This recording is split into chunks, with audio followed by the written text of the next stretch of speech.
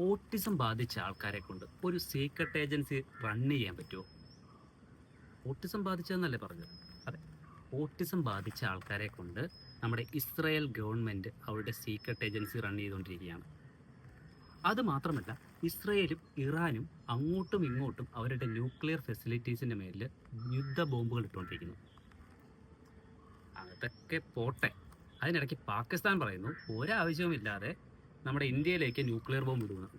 ഇതിനെക്കുറിച്ചൊക്കെ ഡീറ്റെയിൽഡ് ആയിട്ട് ന്യൂസ് അറിയട്ടെ. So I am Jose Prakash, welcome to JP's world. ബീജി ഒന്നുമില്ല കേട്ടോ. എന്തായാലും കാര്യത്തിലേക്ക് കിടക്കാം. ആദ്യം തന്നെ നമുക്ക് ഈ പറഞ്ഞ പോലെ ന്യൂക്ലിയർ ബോംബിനെ കുറിച്ചുള്ള ഒരു ന്യൂസിലേക്ക് കിടക്കാം. അതായത് നമ്മുടെ ഇറാനിൽ നെതാൻസ് എന്ന് പറഞ്ഞൊരു ഏരിയ ഉണ്ട്. ഈ നെതാൻസ് എന്ന് പറഞ്ഞ ഏരിയയിലേക്ക് ഈ പറഞ്ഞ പോലെ ഇസ്രയേൽ ഇന്നലെ അറ്റാക്ക് ചെയ്യുകയും അവിടെ ഒത്തിരി കാഷ്വാലിറ്റീസ് ഉണ്ടാവുകയും ചെയ്തു. പകരം ഇറാൻ നോക്കിയിട്ട് ചുമ്മാ ഇരിക്കത്തില്ലല്ലോ. ഇറാനും അറ്റാക്ക് ചെയ്തു. ഈ പറഞ്ഞ പോലെ ഡെമോൺ എന്ന് പറഞ്ഞ ന്യൂക്ലിയർ ഫെസിലിറ്റീസിന് മേലിൽ ഇറാൻ അറ്റാക്ക് ചെയ്തതിൽ 100-ൽ പരം കാഷ്വാലിറ്റീസാണ് ഇന്നലെ ഉണ്ടായത്. അപ്പോൾ അങ്ങോട്ടും ഇങ്ങോട്ടും ഈ പറഞ്ഞ പോലെ ന്യൂക്ലിയർ ഫെസിലിറ്റീസിലേക്ക് അറ്റാക്ക് ചെയ്യുന്നത് ഇനി ചിലപ്പോൾ ഒരു ന്യൂക്ലിയർ വാറിലേക്ക് നയിച്ചെന്ന് വരാം. അപ്പോൾ നമ്മൾ നോക്കുന്ന പോലെ ഇറാൻ്റെ കയ്യിൽ ഈ പറഞ്ഞ പോലെ ന്യൂക്ലിയർ ബോംബൊന്നും ഇല്ലല്ലോ എന്നൊരു സംശയം എല്ലാവർക്കും ഉണ്ടല്ലോ. പക്ഷേ അവിടെ ഒരു കാര്യം ശ്രദ്ധിക്കേണ്ട എന്താണെന്ന് വെച്ച് കഴിഞ്ഞാൽ 460 കിലോ എൻറിച്ച്ഡ് യുറേനിയം ആരുടെ കയ്യിലുണ്ട്? ഇറാൻ്റെ കയ്യിലുണ്ട്. അതും 60% എൻറിച്ച്ഡ് യുറേനിയമാണ് ഈ പറഞ്ഞ പോലെ ഇറാൻ്റെ കയ്യിലുള്ളത്. അപ്പോൾ നിങ്ങൾ ആലോചിക്കുന്ന പോലെ 90% എൻറിച്ച്ഡ് യുറേനിയം വന്നാലല്ലേ അതൊരു ന്യൂക്ലിയർ ബോംബ് ആകുമെന്നല്ലേ? പക്ഷേ ഒരു കാര്യമുണ്ട്, ഈ 60% വെച്ചിട്ട് ഒരു ഡേർട്ടി ബോംബ് ആർക്കുണ്ടാക്കാം? ഇറാനുണ്ടാക്കാം. അങ്ങനെ ഈ ഉണ്ടാക്കുന്ന ഡേർട്ടി ബോംബിന് അണുബോംബിൻ്റേതായ ഒരു പ്രഹരണശേഷി ഉണ്ട്. അതാണ് സത്യം. അപ്പോൾ ഈ ഒരു ന്യൂസ് അവിടെ നിൽക്കുമ്പോൾ തന്നെ ഇന്നലെ നമ്മുടെ പാകിസ്ഥാൻ്റെ ഹൈ കമ്മീഷണർ ഒരു ന്യൂസ് പുറത്തുവിട്ടു. അതായത് ആ ന്യൂസ് പുറത്തുവിടാൻ ഒരു റീസണും കൂടിയുണ്ട്. ആദ്യം നമുക്ക് ആ റീസൺ എന്നാന്ന് നോക്കാം. അതായത് റീസൺ എന്നാന്ന് വെച്ച് കഴിഞ്ഞാൽ, ഇപ്പോൾ ഇറാനെയാണ് നമ്മുടെ ഇസ്രായേൽ അറ്റാക്ക് ചെയ്തുകൊണ്ടിരിക്കുന്നത്. അതൊരു മുസ്ലിം കൺട്രി ആയതുകൊണ്ടും ന്യൂക്ലിയർ പവേർഡ് ആകാൻ നിൽക്കുന്നത് കൊണ്ടുമാണ് ഇറാനെ ഇസ്രായേൽ അറ്റാക്ക് ചെയ്തത്. അപ്പം അടുത്ത അറ്റാക്ക് ആർക്ക് നേരെയാണെന്ന് ചോദിച്ചാൽ പാകിസ്ഥാനെതിരെ ആയിരിക്കും. അത് പാകിസ്ഥാൻ നന്നായിട്ട് അറിയാം. അടുത്ത ടാർഗറ്റ് എന്ന് പറഞ്ഞാൽ ഇസ്രായേലിൻ്റെ പാകിസ്ഥാൻ തന്നെയാണ്. അപ്പോൾ അങ്ങനെ ഈ പറഞ്ഞതുപോലെ ഇസ്രായേലും ഈ പറഞ്ഞ US-ഉം ഇനി ഞങ്ങളെ അറ്റാക്ക് ചെയ്ത് കഴിഞ്ഞാൽ, അതായത് പാകിസ്ഥാൻ അറ്റാക്ക് ചെയ്ത് കഴിഞ്ഞാൽ ഞങ്ങളുടെ കയ്യിലുള്ള ന്യൂക്ലിയർ ബോംബ് എടുത്ത് ഇന്ത്യക്ക് നേരെ പ്രയോഗിക്കുമെന്നാണ് നമ്മുടെ ഈ പറഞ്ഞ പോലെ ഹൈ കമ്മീഷണർ പറഞ്ഞിരിക്കുന്നത്. ഈ പൊട്ടനെയൊക്കെ നമ്മൾ എന്ത് ചെയ്യാനാണ്? ഈ പറഞ്ഞ പോലെ ഇന്ത്യയിൽ ഈ പറഞ്ഞ പോലെ US-ൻ്റെ ഏതെങ്കിലും മിലിറ്ററി ബേസ് ഉണ്ടോ? പോട്ടെ, ഇസ്രായേലിൻ്റെ ഒരു മിലിറ്ററി ബേസ് ഉണ്ടോ? അതും ഇല്ല. അതാണ് ഈ പറയുന്ന കുറേ ആൾക്കാരുണ്ട്. ഇവർക്ക് സത്യം പറഞ്ഞാൽ ഒരു ബോധവും ഇല്ലാതെ ഇങ്ങനെ പറയും. എന്ത് ചെയ്താലും ഈ പറഞ്ഞ പോലെ ഇന്ത്യ അറ്റാക്ക് ചെയ്യണം എന്ന് പറയുന്നുണ്ടല്ലോ. സത്യം പറഞ്ഞാൽ പാകിസ്ഥാൻ ആദ്യം അവരുടെ നാട്ടിലുള്ള ജനങ്ങളെയാണ് നോക്കേണ്ടത്. അപ്പോൾ ഈ ന്യൂസൊക്കെ നമുക്ക് വിടാം. ഇവർക്കുള്ളത് മറുപടി എന്തായാലും ഇന്ത്യ കൊടുത്തോളും.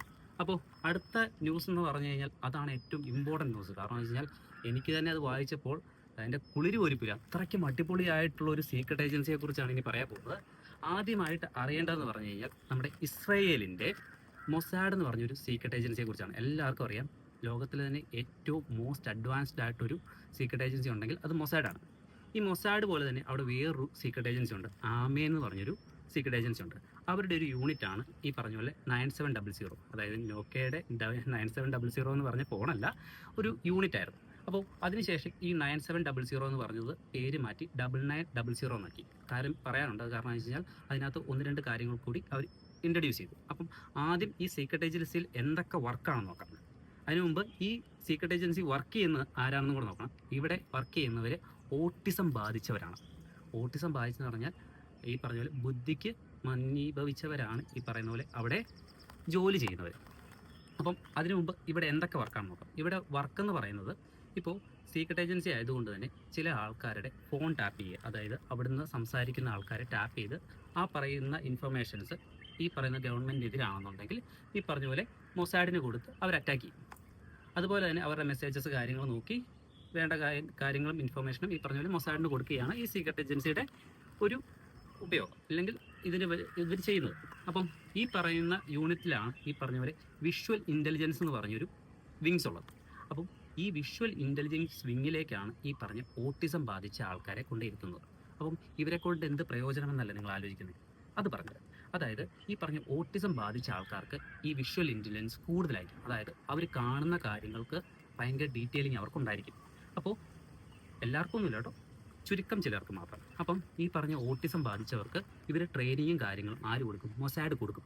അപ്പോൾ മൊസാഡ് കൊടുത്തിട്ട്, അതായത് ഫോർ എക്സാമ്പിൾ ഇപ്പോൾ ഒരു സാറ്റലൈറ്റ് വ്യൂ കൊടുക്കുകയാണെന്നുണ്ടെങ്കിൽ അവിടെ ഈ സ്ക്വയർ ഷേപ്പിലിരിക്കുന്നത് ഒരു വീടാണെന്നും ഇതൊരു ഫ്ലൈറ്റ് ആണെന്നും ഇവിടെ ഒരു കിണറുണ്ടെന്നും ഉള്ള കാര്യങ്ങൾ ഈ പറഞ്ഞ പോലെ മൊസാഡ് ഇവർക്ക് ട്രെയിനിങ് ആയിട്ട് കൊടുക്കും. അതിനുശേഷം ഇവർ കൊണ്ടുവന്ന് ഈ പറഞ്ഞ ഒരു ഫീൽഡിലിരിക്കും. അപ്പം ഒരു സാറ്റലൈറ്റ് വ്യൂ എടുക്കുകയാണെന്നുണ്ടെങ്കിൽ ഇന്ന് ഒരു പോലെ ഇരിക്കും, നാളെ വേറെ ആയിരിക്കും. കാരണം ഇന്നിപ്പോൾ ഞാനിവിടെ വീട് വെച്ച് കഴിഞ്ഞാൽ നാളെ അവിടെ ഒരു കിണർ കുത്തിയിരിക്കട്ടെ, അപ്പോൾ ഒരു കിണറും കൂടെ വന്നില്ലേ. അപ്പോൾ അങ്ങനെ ഒരു വ്യത്യാസം അവിടെ ഉണ്ടാകും. അപ്പം ഈ പറയുന്ന ഓട്ടിസം വന്നവർക്ക് ഇത് പെട്ടെന്ന് ക്യാച്ച് ചെയ്യും. ഒരു കമ്പ്യൂട്ടറിനേക്കാളും വേഗത്തിൽ ഇവരിത് ചെയ്യും. അതായത് 1997 കാര്യമാണ് പറഞ്ഞുകൊണ്ടിരിക്കുന്നത്. അപ്പം അത്രത്തോളം സ്പീഡ് ചെയ്യുന്നത് കൊണ്ട് ഇവരെ കൊണ്ട് ഈ പറഞ്ഞ പോലെ ജോലിക്ക് ഇരുത്തി. അപ്പോൾ ആ ഒരു ഇൻ്റലിജൻസ് വെച്ചിട്ട് ഈ ഇറാൻ എവിടെയൊക്കെ തുരങ്കങ്ങൾ സ്ഥാപിക്കുന്നുണ്ട്, എവിടെയൊക്കെ ഈ പറഞ്ഞ പോലെ ഗുഹകൾ സ്ഥാപിക്കുന്നുണ്ടെന്ന് ആർക്ക് ഇൻഫർമേഷൻ കിട്ടി? ഇസ്രയേലിന് ഇൻഫർമേഷൻ കിട്ടി. അതുകൊണ്ടാണ് ഇത്രയും പ്രിസൈസ് ആയിട്ട് അറ്റാക്ക് ആര് ചെയ്തത്? ഇസ്രയേൽ ചെയ്തത്.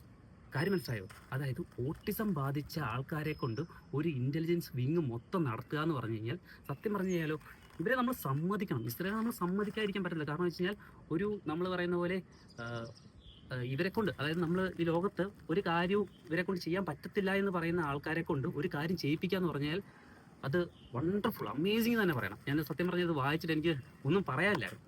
അപ്പം ഇതൊക്കെയാണ് ഇപ്പോൾ ഇവിടെ നടന്നുകൊണ്ടിരിക്കുന്നത്. ഇതിനകത്ത് ഒത്തിരിയേറെ ഞാൻ ന്യൂസുകൾ പറഞ്ഞിട്ടുണ്ട്. ഞാൻ കുറേ കാര്യങ്ങൾ വെരിഫൈ ചെയ്തിട്ടാണ് നിങ്ങളുടെ അടുത്ത് കൊണ്ടുവന്ന് അവതരിപ്പിക്കുന്നത്. സോ ഈ ന്യൂസുകളൊക്കെ നിങ്ങൾക്ക് ഇഷ്ടപ്പെട്ടെന്നുണ്ടെങ്കിൽ മാക്സിമം ഷെയർ ചെയ്യാം. This is Jose Prakash. ഇനി അടുത്തൊരു വീഡിയോയിൽ കാണാം. ബൈ.